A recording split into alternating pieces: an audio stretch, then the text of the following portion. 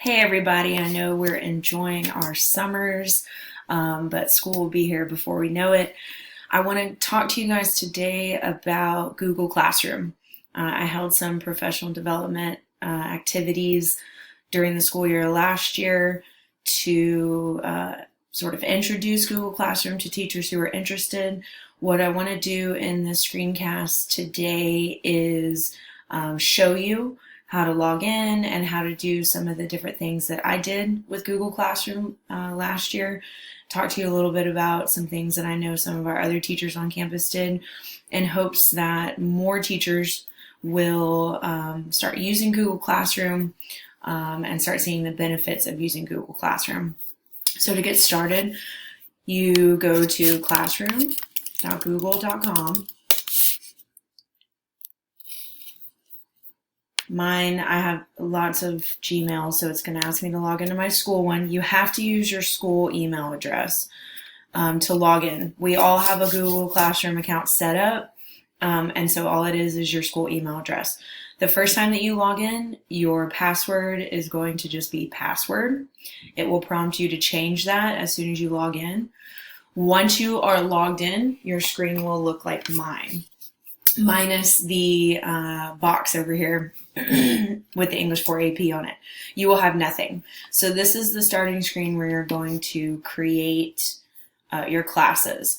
You're going to click on the plus sign over here that says create or join a class.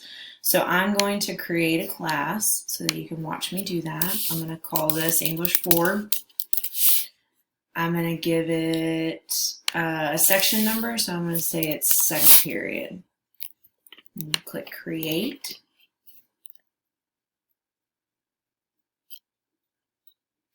When you create a class, this is what you're going to see. This is called the stream. This is what you look at to see all of the assignments and discussions and everything that you've posted, and it looks a little bit different on the student side, but they also have the stream as well. So in the stream is where all the activity happens. If you use Facebook, think about it as the news feed on Facebook. So I want to show you some different things you can do. You can select a theme to match sort of what's the personalities of that classroom or the subject of that classroom. I had some that had some very interesting personalities last year, so we had some fun themes. We'll go with these pieces of candy here.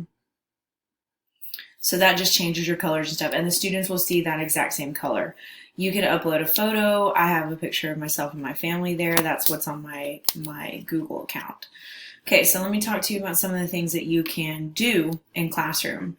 So the most basic functions that I use on a daily basis are creating announcements and creating assignments. Creating assignments I use most often, so we'll go ahead and start with that. So you click this little plus sign here and you click create assignment. In this window, you're going to have the option to choose what classes you want to post this assignment for. And a new thing that they added last year to increase differentiation using Classroom is to choose which students you want to get this assignment. So you can choose whatever you want there. You can give it a title. Under instructions, it says optional, but don't ever leave that blank. Always give your students some sort of instruction here. That might be the only thing they read when they go to click on the assignment is what is listed there. So I'm just going to type a few things there. Now you can set a due date. You can choose as far in advance as you would like. So maybe you only want to give them a day. Maybe you want to give them 3 days.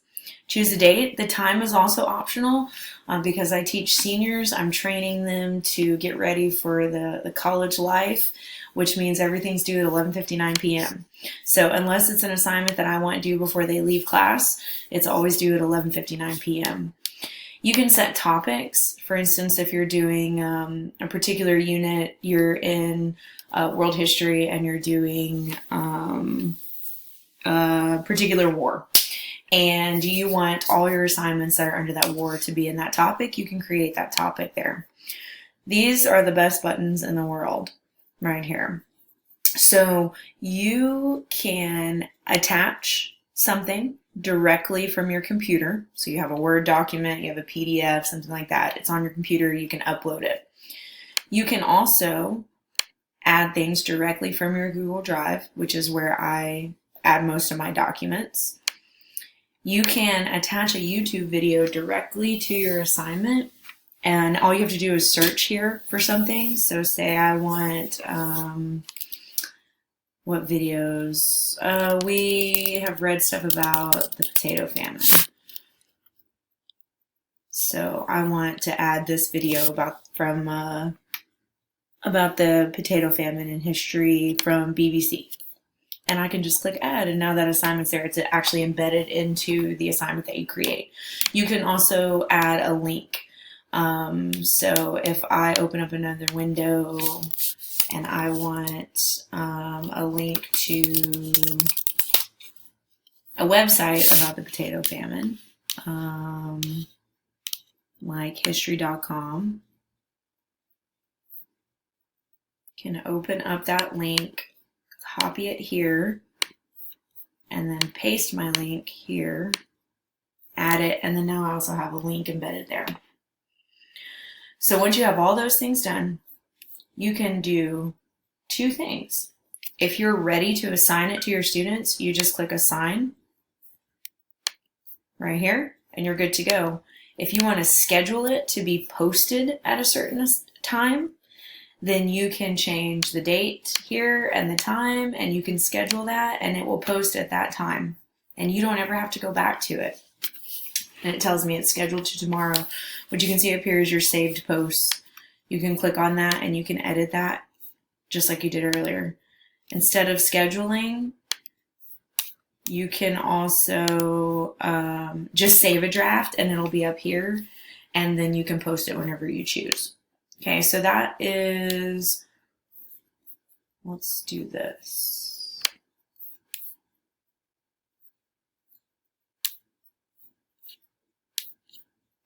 That's going to post tomorrow. I'm going to post a blank one to show you what it looks like in the feed.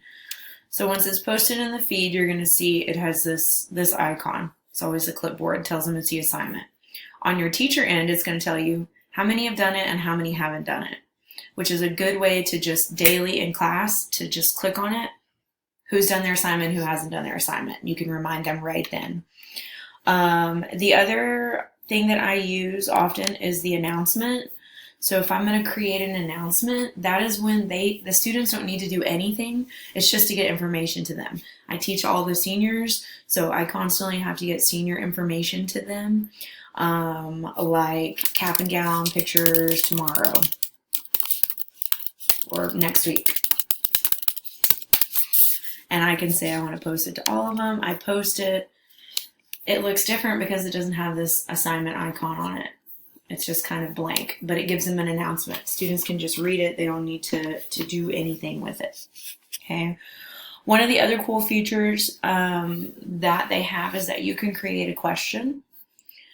Say you need an exit ticket, or you just want to do a quick quiz of the students in the middle of a lesson. Then you can create a quick question for them. So I might ask my students, why did this character choose to do what she did? We might be looking at character motivation. Okay, so I can give them a due date. I want it immediately, today, not a time. You can have short answer or multiple choice. I would want my students to have a short answer. You can choose here if students can reply to each other, so they can make a comment on somebody else's question. And you can also put if they can edit their answer. So maybe they have a typo, they hit post, I let them edit. Depending on the situation, I let them reply to each other. But if you just want to know their own individual answers, then you don't have to do the reply to each other. Again, here you can schedule, save, or ask. So I'm going to ask the question. And then this one has a question mark here, but you're also going to see which kids did it and which did not. And then you'll be able to look at their answers. If you say that students can comment on answers, then it's going to show all the students' answers at one time for everyone to see. Reuse post is a really good function because say that you needed to post something in all 6 of your English 4 class periods, but you accidentally forgot to post it in one of them. Well, instead of creating that whole assignment again, you can just click on the class that it was posted in, choose it, and reuse it, and then you can just, it's all posted in the same spot. Quickly, I want to show you, that's how you work in the stream. When you get ready to add students, the easiest way to do it is to have students log in with their school email, which is their lunch number at palaciosisd.org, and then give them this class code here, and then they're automatically joined. Something new that they've added is Guardian email summaries. So Guardian email summaries will go out to guardians who accept your invitation via email, and they will get emails that show what's going on in the stream. They'll get emails about what their students have and have not turned in. They will get grades, comments, all kinds of things. And so you can add, invite students, and you can invite guardians too. And then real quickly, in your About section, this is where you could invite other teachers to be part of your class if you're co-teaching or you plan to co-teach. You can add information about you. This is where you access the Google Drive folder that's specifically for your class period that you're in. And then you also, for each classroom that's created, a Google Calendar is created that students can view as well. So they have their own Google Calendar to help them keep track of things that are going on in class, as well as you. And there's always a due today box over here that kind of helps you with that too. So there's a lot that can happen in classroom. I think the biggest things when we're talking about teachers is that you're not carrying around papers, stacks of papers and pens and grade books and trying to grade 40 essays, waiting in a doctor's appointment. You can do everything you need from your computer or your phone. I do most of my quick assessments directly from my phone. Students can leave me comments and ask for help on certain things, and I can help them take care of that directly from my phone. When it comes to students, collaboration is the biggest thing. They can collaborate with other students in class, out of class, anywhere. They can access all of this stuff from their phones as well.